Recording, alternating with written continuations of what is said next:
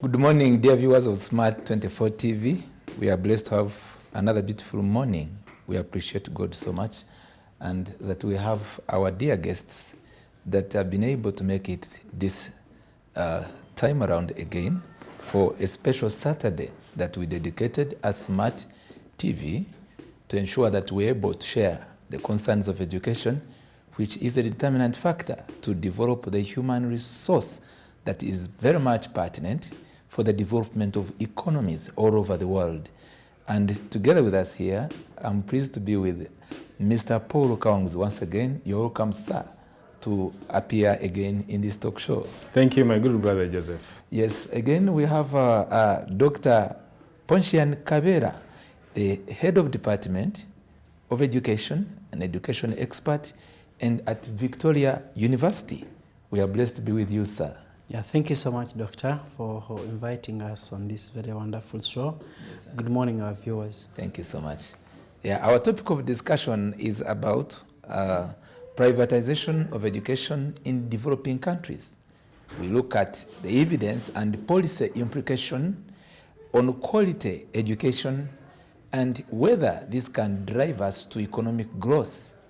We are also having a question for our discussion that relates to: does private education provision drive quality and economic growth? To my point of view, dear viewers, especially referring to Uganda as a nation, we have gone through a number of challenges and yet also achievements. We will not rely on the recent one where the privatization of education, the education sector generally, was very much affected by the COVID-19, where we saw some private schools from primary level up to university, they were closed.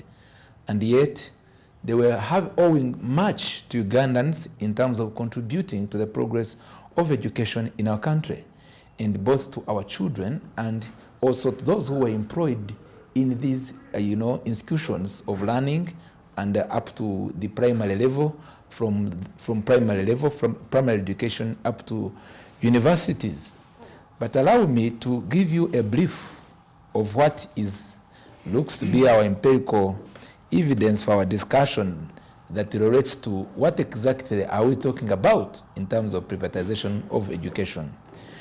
Dear viewers, those who've come to this understanding maybe yesterday, because we've not the concept of privatization of education, we need to have a reflection on where it is derived from. It is very clear with us that by 1993, the government of Uganda allowed to the privatization of education. And since then, by 2013, it is believed that 27% of schools at primary level were privatized, those who were which were inclined to private education. Also, 66% of schools at secondary level. By the then time, our record reveals that they were also, based on the foundation of private sector or privatized education. And around about 16.2, looking at the enrollment, indeed it increased. There was a serious contribution to the enrollment. Basically, I believe the state was looking at, the government of Uganda, on how it can support private education sector and for purpose of increasing enrollment, among other reasons. But the model of education that we realized that are covered under privatization of education, they were found to be three. This is the model all over the world, that is, at least the category must be aligned to the three. One, the outsourcing of specific state activities to private providers. Number two, the introduction of market-based or other self-regulatory governance instruments, sometimes involving forms of deregulation of the education sector.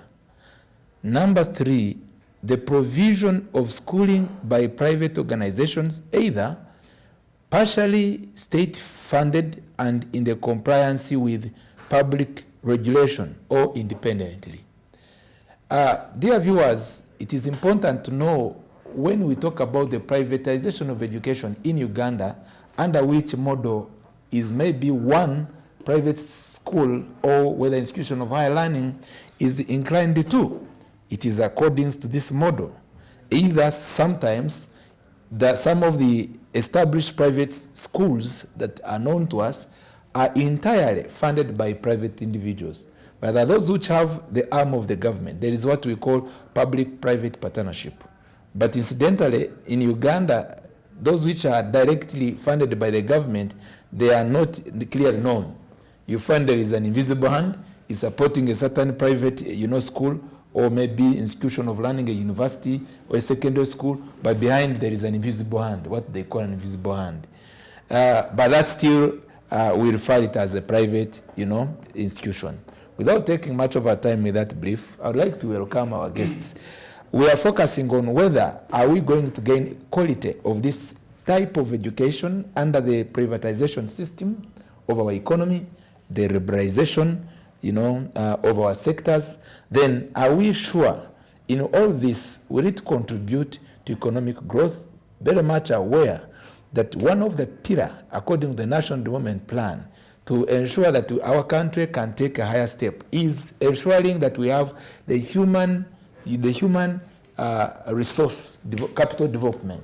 Please, dear guests, you're welcome, and I would like to take the opportunity to first welcome Dr. Poncian Kabera. We are privileged to be with you, and the viewers want to look at indeed how best we can improve or we can assure and derive to a hope that will lead to the economic growth of this country. Please, you are entitled to independent views. This was just my mere introduction. Okay, good morning, our viewers once again, and my fellow panelists. Thank you so much once again, Doctor, for hosting us on these very important topics to discuss about, especially when we're defining the future of our country. The future of this country, the future of Africa, and the future of the entire world is dependent on the quality of our human resources. Is entirely dependent on the quality of our people.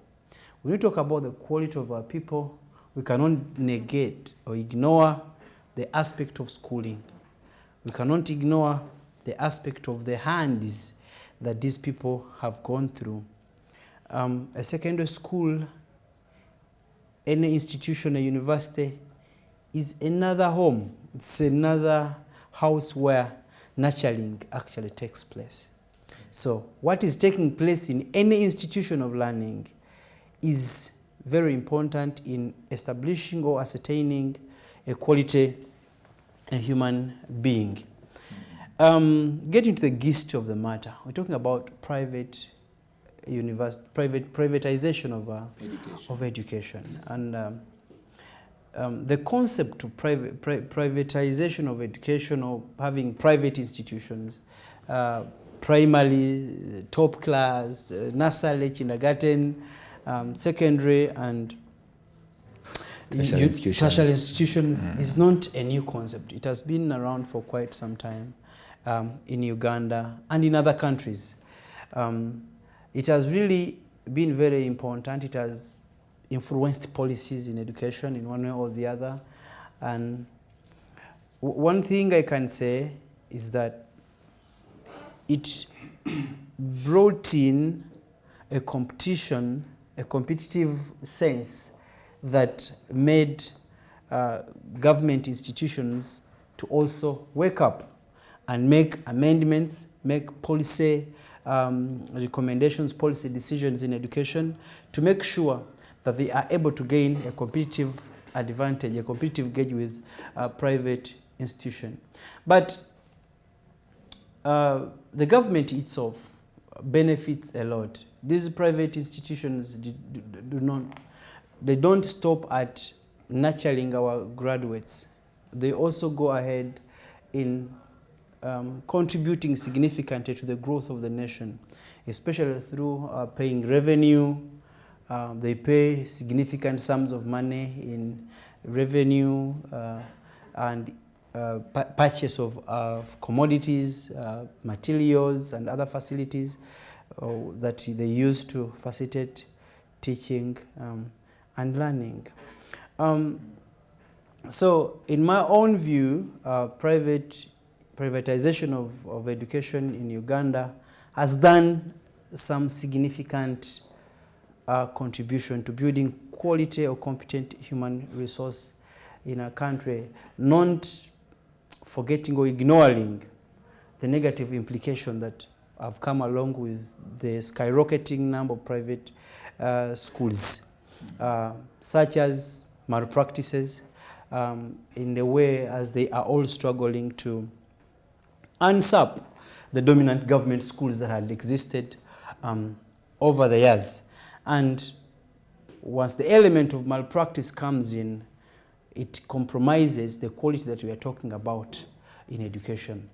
That is why you have a 25 out of 25 or 20 out of 20 former student of a particular private school who goes to medical school and is challenged by a 15-point holder from King's College, Budo, Chegobe. I'm not here to mention about schools, but I'm trying to talk about those traditional secondary schools, or maybe government-leaning or church-leaning schools, those traditional schools that we're talking about. When I was teaching about the development of education in Uganda and in East Africa under a topic called History of Education or Development of Education, it is a course, a module that we teach, teacher educator.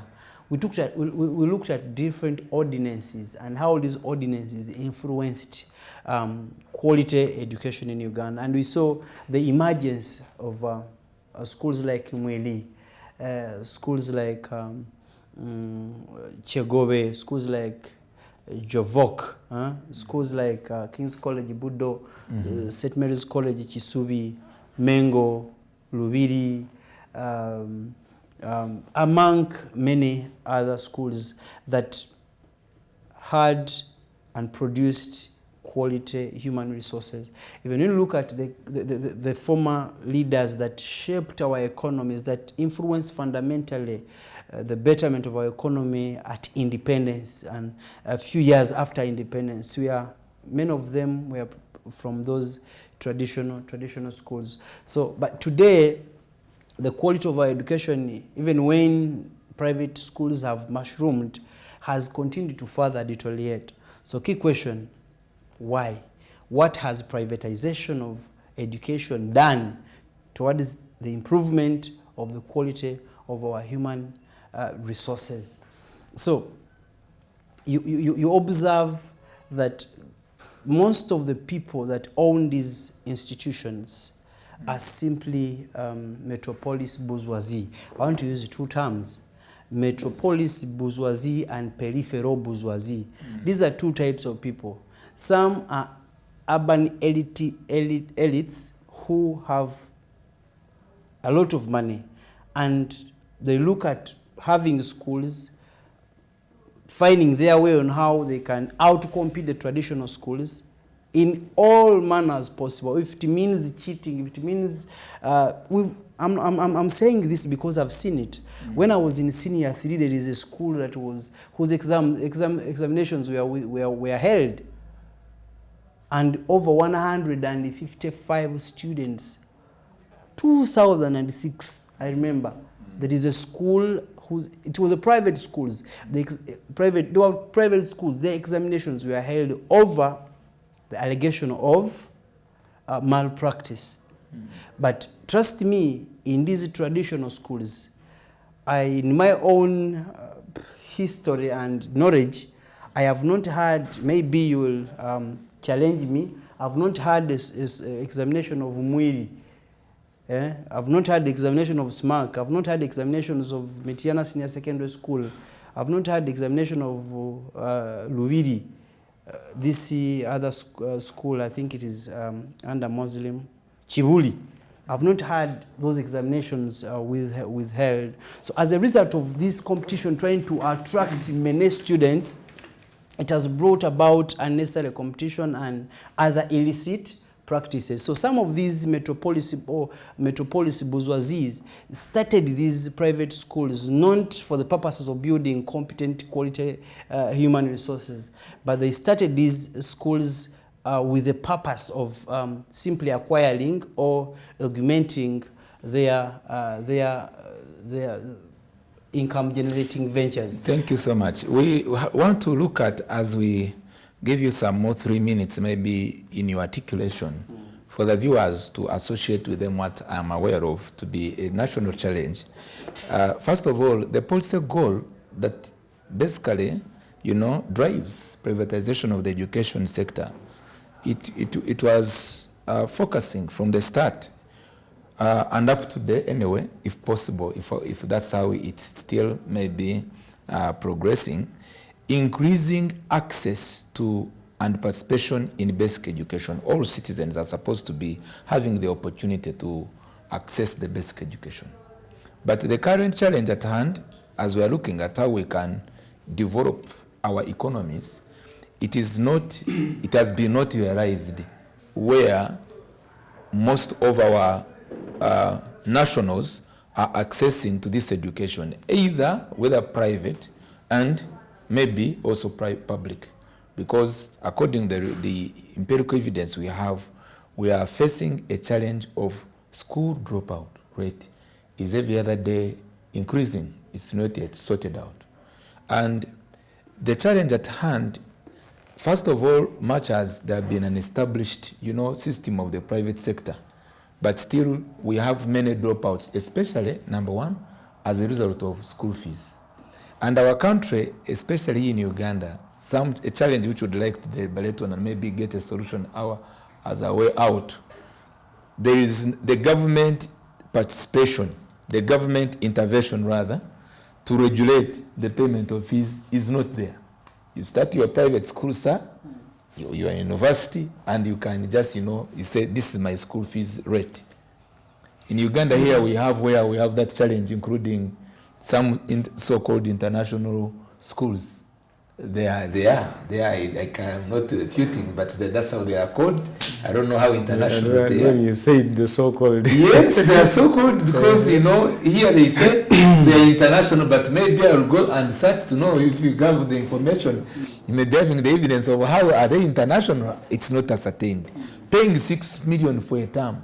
I had a colleague working together and said, me, I'm taking my kid in just around P1, was younger than my own, and said, I pay 6 million per term. I said, I said, even if maybe I'm working with whatever institution, I cannot pay that money. Which form of international it is?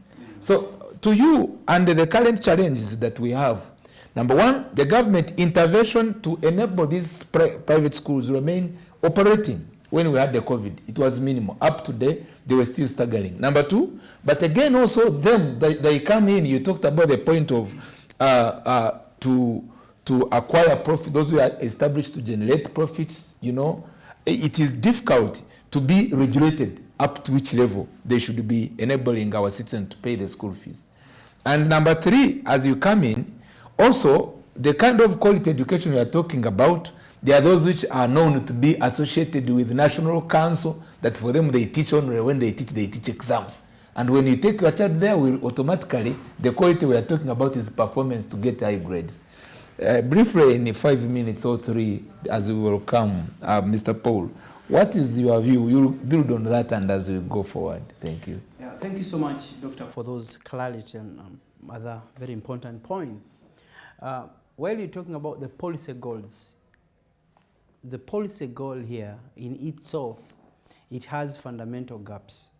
When you look at the Education Acts of 2008, 2010, 2012, it both actually, the East African community, Uganda, Tanzania, Rwanda, Kenya, I'm yet to find out those of Democratic Republic of Congo, which is a new entrant in the East African community.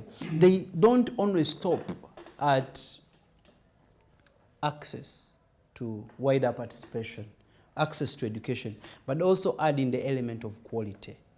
those Education Act. Don't just, and that is where the problem comes from. Hence, poor implementation. And as a result, we see high rate of dropout because these metropolis and peripheral bourgeoisie simply looked at avenues to get money, profits, while creating what the policy document actually ascertains, access to education. When you put up infrastructure out there and that can accommodate maybe 5,000 or 6,000 students, for you go to National Council, is it National Council, whatever, legislative body, and then they come, they inspect, they see buildings, they go to the laboratories, and quality is ascertained, but quality transcends that. That is why these people will hike tuition because they want profits, and then some people will not be able to take part in that education. They will now go into private. Is it prudent for the government not to intervene? Because that overcharging of school fees is affecting our economy seriously. Our parents are selling property because they want to acquire to help their children have a future. Yeah, we're talking about Stephen Geobol. Stephen Geobol is an educationist that has written extensively on privatization of education. He talks that education cannot exist in the isolation of the state. Education, anything inclusive of health, economic, everything can hardly exist in the isolation of the state or politics. So at the end of the day, when you look at those metropolis bourgeoisie and peripheral bourgeoisie, they are all money bags, and they have a hand in influencing the decisions of the state. That is why you can find some private universities can go ahead and facilitate and teach or graduate students who have been doing programs that are not accredited. So point one is that you recommend the government should be hands-on in ensuring that such actions by the private institutions are regulated. Exactly. Government should have representatives in each and every private institution. It is happening in China. Yes. All private universities, you'll find the president or two people representing China Communist Party. Even within, much as it is ideologically oriented, it is basically ideologically orienting towards the politics of the political establishment, but at the end of the day, it serves equity and equality is ascertained. Equity and but quality. Now, if our government does not want to deal with it that way, there are many better ways that can be done to make sure that private institutions are equally regulated and live within the policy framework. That is important, and dear viewers, that's very important, because some of us have been victims of circumstance, and you find that your daughter, your son is able to perform very well, get 4 aggregates, and one school say you'll first pay 6 million. When you go, finally you'll stabilize. But at the start they say that's the issue of school fees. And failure to pay fees, of course, your child cannot make it. But it's not your fault. We should be having an advocate. And what Dr. said, and we are agreeing together as panelists, the advocate is government. And when we talk about government comes to enforce and to say here, no, don't go beyond this, do this, don't do this, that's a policy matter. And by doing that, we are assured of access and we are assured of quality. Completion and retention. And retention. Thank you for your submission. We'll have you again. Please, Mr. Paul Kawanguzi, our economic policy analyst, you are once again welcome to give us your point of view. We find out that the policy goal in this venture of privatization of education, and one of it is to improve learning outcomes. Then also, the third one, improving equity, which doctors talked about, in educational opportunities. As you come on, we've had a challenge in our country, and you are aware, if we refer back, especially a reflection on what is happening in our rural communities. What's happening, by the way, is a bit a surprise. I go to my very rural area where there is a private school, and someone who didn't finish even senior 4 goes to start a private school. And he said, I'm the owner, I'm the proprietor. and begins to charge any kind of fees can wish. And it's happening in our country seriously, where much more, which is something to interrogate dear stakeholders who are viewing. It's not our desire that would have shifted to begin, most of us here, to take our children to private schools. But there is also unresolved question in the government-funded schools, which built most of us. I studied from a private-funded, a government-aided primary school, then also secondary school, maybe only university. So what exactly is causing this gap that is bringing instability, insecurity to our countrymen and women in access to education and feeling insecure with their, income, because already we are now entering into our holiday. But a parent, including myself, was asking her, now I'm calculating around, I was making my budget and it's about like 7 million just to cater for school fees. For us, we started just you could pay 3,000 for your school fees. It's not easy, and this is a matter of economy. So you're welcome. Could it also be that the money lost value? You can tell us because it's a challenge. Dr. Joseph, for the wonderful moderation, and also for the opportunity that you've given us actually to come here and articulate on matters of national importance. I want to appreciate Dr. Kabera for the very technical view that he has given about privatization and its impact on education. Now, first of all, before even we talk about the impact, we need to look at privatization of education. Was it first of all necessary? Was it justified? In my opinion, I think one, it was a necessary evil. It was a necessary evil because one, I think government is trying to run away from funding the education sector fully by its own self. It wanted the complementary effort, because now I realize as if government could not fully handle. That's why you see the objective is universal access. They want everybody to access education. So to them, government did not have enough resources to invest such that everyone can acquire education with ease. So that's why they say it is okay, can we have some complementary effort, but which is actually motivated. So how are you motivated? You are motivated in terms of profits. And I've always criticized government and say, if there is anything they have mishandled in this country is the education system. Fine. Privatization has its own good things and bad things. But allowing private actors go free into action without the kind of controls that are necessary of government. Sometimes when you read the role of government, part of the role of government, it is supposed to do controls. It's supposed to control systems. You cannot just operate without controls. But when you're having private schools operating, some don't even have licenses.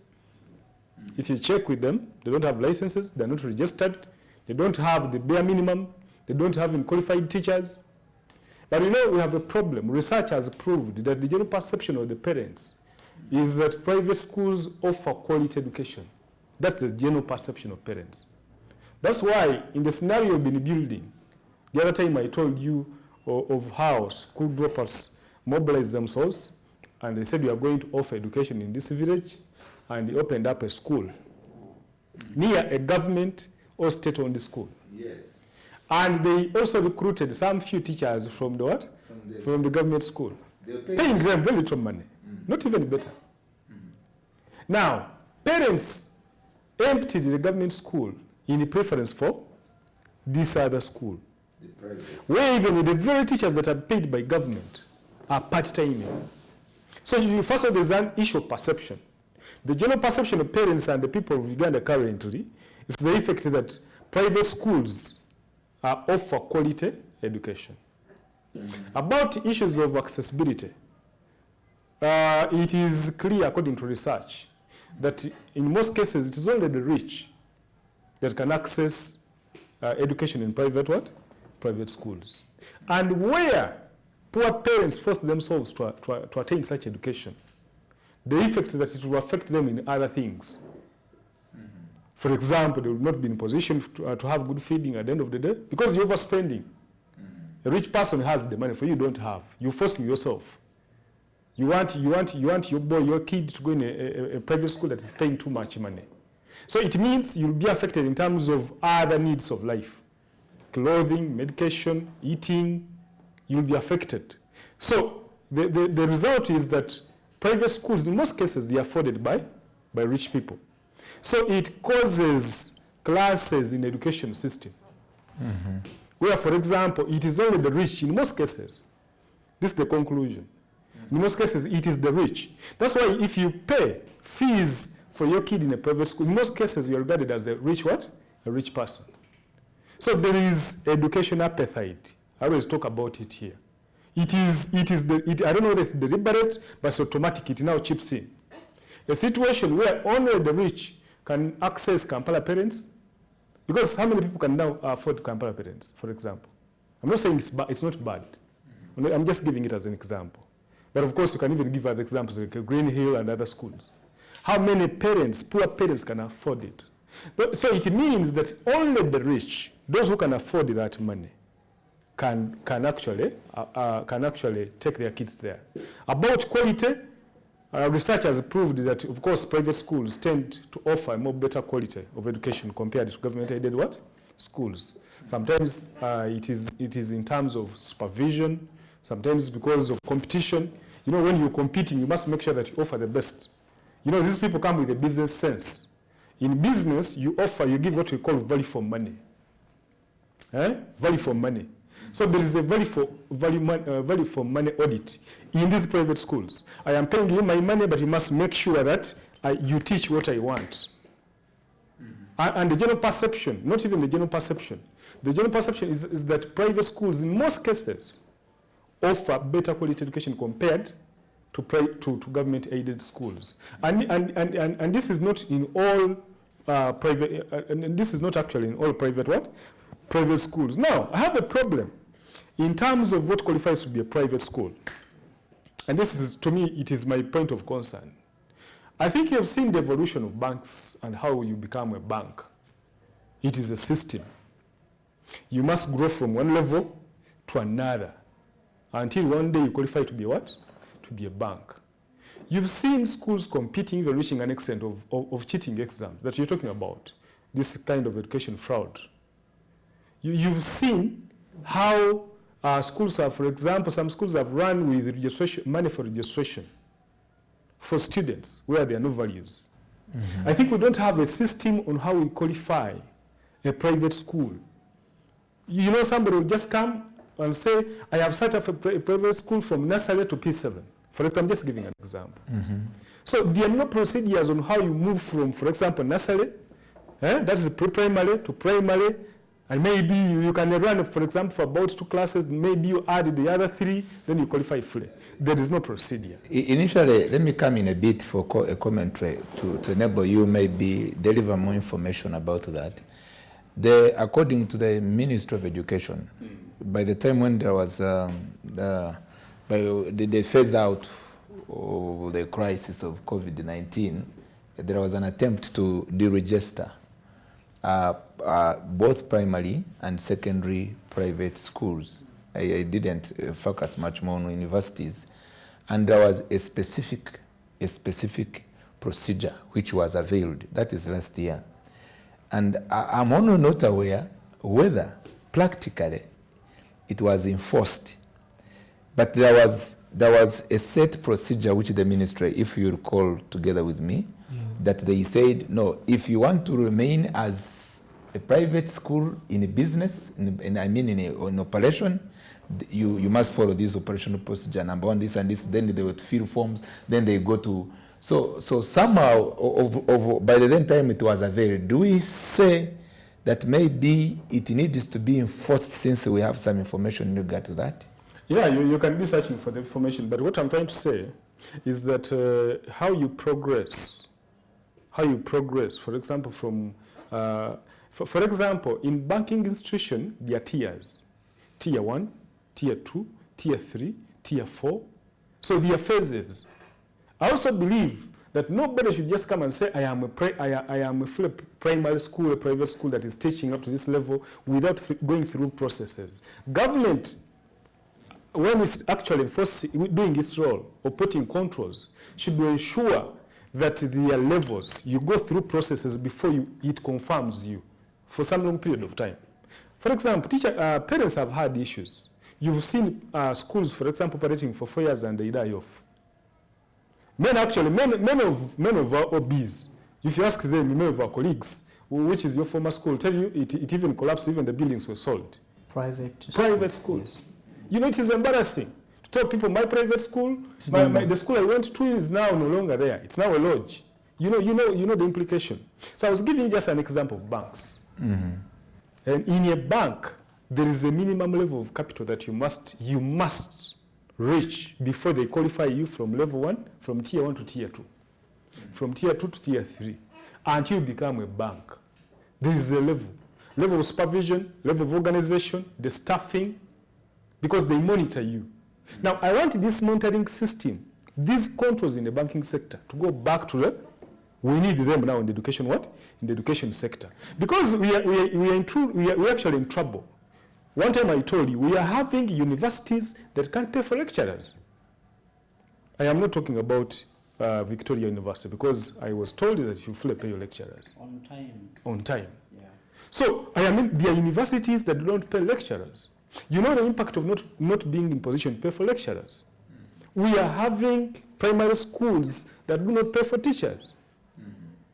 And you know, it creates a very clear relationship between some of these teachers, especially male teachers, with the pupils.